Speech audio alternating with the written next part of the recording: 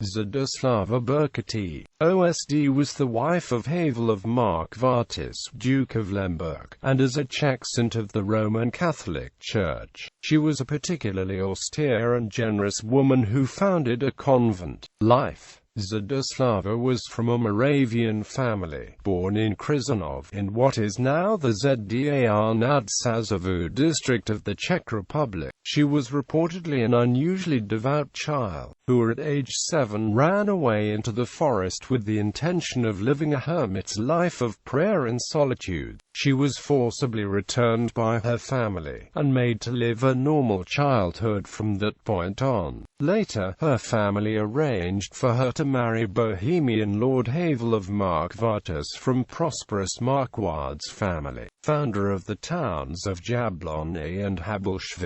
Together they would have 4 children. As a married woman, Zdislava continued to live a life of remarkable personal austerity, worked tirelessly in the care of the poor and dispossessed, and was, unusually for her era, a frequent recipient of the Eucharist. Tatar invasions of Central Europe were causing large numbers of people to leave their homes during this period, and a large number of refugees sought refuge at the Lemberk castle in northern Bohemia, where Zdislava lived with her family and assisted these refugees as much as possible. Her husband was concerned about what he considered the excessive degree of Zdislava's charity to these refugees. In one incident, he is reported to have gone to the bed Zdislava had given to a feverish beggar the night before, but to have found a figure of the crucified Jesus there instead. He is said to have been so impressed by this apparition that he would later allow her to found a Dominican convent in Turnov. Zdislava worked with this convent for the rest of her life, and was eventually buried there. Veneration. Shortly after her death, Zdislava is reported to have appeared in an apparition to her husband. In 1907, Pope Pius X confirmed her veneration for her native country. She was canonized a saint in 1995 with John Sarkanda in a ceremony in Olomouc,